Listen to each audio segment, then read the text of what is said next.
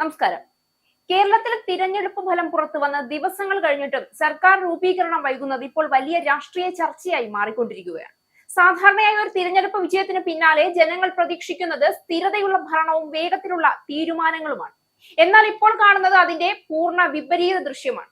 UDF വിജയിച്ചിട്ടും മുഖ്യമന്ത്രി സ്ഥാനം മുതൽ മന്ത്രിസഭാ രൂപീകരണം വരെ എല്ലാം ചർച്ചകളിലും തർക്കങ്ങളിലും കുടുങ്ങിയിരിക്കുകയാണ്. സർക്കാർ രൂപവൽക്കരണം വൈകുന്നത് ദൈനംദിന പ്രവർത്തനങ്ങൾക്കപ്പുറമുള്ള ഭരണ നടപടികൾ അവതാളത്തിലാക്കും. ഇവിടെ ഏറ്റവും കൂടുതൽ ബാധിക്കപ്പെടുന്നത് സംസ്ഥാനത്തിന്റെ ഭരണ സംവിധാനത്തെയാണ്. പുതിയ സർക്കാർ അധികാരമേൽക്കാതെ പ്രധാന തീരുമാനങ്ങൾ പലതും നീളുകയാണ്.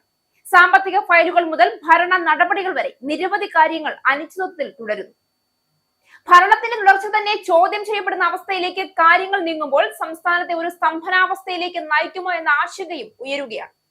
തിരഞ്ഞെടുപ്പ് പെരുമാറ്റച്ചട്ടം നീക്കിയിട്ട് 6 ദിവസമായെങ്കിലും പെരുമാറ്റച്ചട്ടം നിലനിന്ന അവസ്ഥയിൽ തന്നെയാണ് ഇപ്പോഴും സർക്കാർ പ്രവർത്തനം. വിദ്യാഭ്യാസ വകുപ്പിലും പോലീസിലും സ്ഥലം മാറ്റം ഉൾപ്പെടെയുള്ളവ നടക്കാത്തത് പ്രതിസന്ധി ഉണ്ടാക്കിയിട്ടുണ്ട്. സർക്കാർ അധികാരമേൽക്കാത്തതിനാൽ വകുപ്പ് സെക്രട്ടറിമാരും കാര്യമായ തീരുമാനങ്ങൾ എടുക്കുന്നില്ല. സ്കൂൾ തുറക്കാൻ ദിവസങ്ങൾ മാത്രമുള്ളപ്പോഴും പാഠപുസ്തക വിതരണത്തിന്റെ കാര്യത്തിലും കാര്യമായ പുരോഗതി ഉണ്ടായിട്ടില്ല. തിരഞ്ഞെടുപ്പിന് മുൻപ് ഇൻസ്പെക്ടർ മുതൽ താഴോട്ടുള്ള പോലീസ് ഉദ്യോഗസ്ഥർ വരെ വിവിധ ജില്ലകളിലേക്ക് സ്ഥലം മാറ്റിയത് തിരഞ്ഞെടുപ്പ് നടപടി പൂർത്തിയാകുമ്പോൾ തിരികെ നിയമിക്കാറുമുണ്ട്. ഇക്കുറി അതുപോലും ഇതുവരെയും നടന്നിട്ടില്ല. ജില്ലാ തലങ്ങളിൽ ചെറിയ സ്ഥലം മാറ്റങ്ങൾ ഉണ്ടായിയെങ്കിലും പ്രതിഷേധം ഉയർന്നതോടെ ചിലയിടങ്ങളിൽ അത് റദ്ദാക്കേണ്ടി വന്നു. ഈ സാഹചര്യത്തിൽ സർക്കാർ അധികാരമെത്തിയ ശേഷം മാത്രം സ്ഥലം മാറ്റങ്ങൾ നടത്തിയാൽ മതിയെന്ന് പോലീസ് ആസ്ഥാനത്ത് നിന്ന് നിർദ്ദേശമുണ്ട് എന്നും വിവരമുണ്ട്. സാങ്കേതിക വിദ്യാഭ്യാസം, റവന്യൂ, സഹകരണം, ആരോഗ്യം തുടങ്ങിയ വകുപ്പുകളിൽ ജില്ലാതലത്തിൽ നാമമാത്ര സ്ഥലം മാറ്റങ്ങൾ നടന്നുകഴിഞ്ഞു. ഭരണ സൗകര്യത്തിന് വേണ്ടി മാത്രമാണെന്ന് ചൂണ്ടിക്കാട്ടുന്നതെങ്കിലും രാഷ്ട്രീയാടിസ്ഥാനത്തിലുള്ള മാറ്റങ്ങളാണ് ഇവയൊക്കെ. കഴിഞ്ഞ സർക്കാരിന്റെ കാലത്ത് മാറ്റം ലഭിച്ച പല ഉദ്യോഗസ്ഥരും വീണ്ടും മാറ്റം ഉണ്ടാകുമെന്നതിന്റെ അടിസ്ഥാനത്തിൽ കാര്യമായ നടപടികളൊന്നും കൈക്കൊള്ളുന്നില്ല എന്നും ചൂണ്ടിക്കാട്ടപ്പെടുന്നുണ്ട്. സെക്രട്ടറിമാരും ഡയറക്ടർമാരും വഴിയുള്ള ദൈനംദിന പ്രവർത്തനങ്ങൾ മാത്രമാണ് വിവിധ വകുപ്പുകളിൽ നിലവിൽ നടക്കുന്നത്. കാവൽ സർക്കാർ ഉണ്ടെങ്കിലും സർക്കാർ അനുമതി ആവശ്യമുള്ള തീരുമാനങ്ങൾക്കൊന്നും ഉദ്യോഗസ്ഥർ മുതിരുന്നില്ല.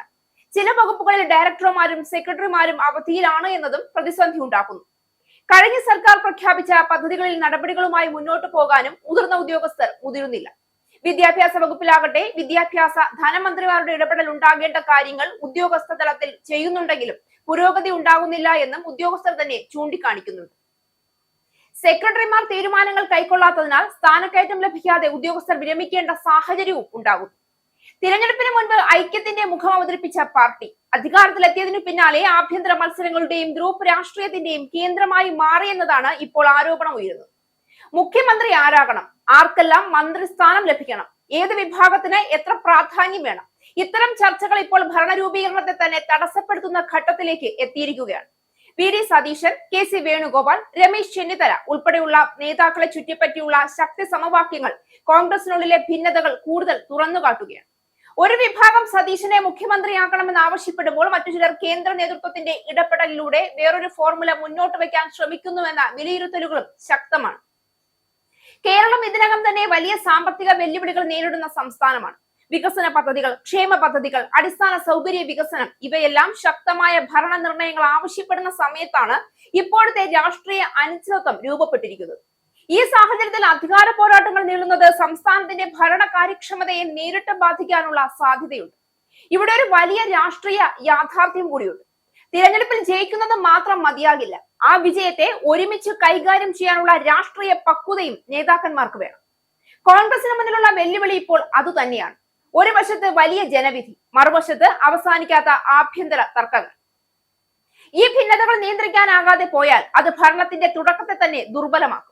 അതേസമയം പ്രതിപക്ഷവും ഈ സാഹചര്യത്തെ ശക്തമായ രാഷ്ട്രീയ ആയുധമാക്കാൻ ശ്രമിക്കുകയാണ്. ഭരണം തുടങ്ങും മുൻപ് തന്നെ തർക്കമെന്ന വിമർശനം ഇതിനകം ശക്തമായിട്ടുണ്ട്. ഇത് മുന്നോട്ടുള്ള രാഷ്ട്രീയ പോരാട്ടങ്ങളിലും വലിയ സ്വാധീനം ചെലുത്താൻ സാധ്യതയുണ്ട്. കേരളം ഇന്ന് കാത്തിരിക്കുന്നത് ഒരു സർക്കാരിനെ മാത്രമല്ല, സ്ഥിരതയുള്ള ഒരു ഭരണത്തിനെ കൂടിയാണ്. പക്ഷേ അധികാര പങ്കിടലിനായുള്ള ഈ നീണ്ട പോരാട്ടം തുടർന്നാൽ അതിന്റെ പ്രതിഫലം ജനങ്ങളാണ് അനുഭവിക്കേണ്ടി വരിക. കാരണം രാഷ്ട്രീയ പാർട്ടികളുടെ ആഭ്യന്തര തർക്കങ്ങൾ നീളുമ്പോൾ സംസ്ഥാനത്തിന്റെ ഭരണചക്രം പതുക്കെ സ്തംഭനത്തിലേക്ക് നീങ്ങുകയാണ്.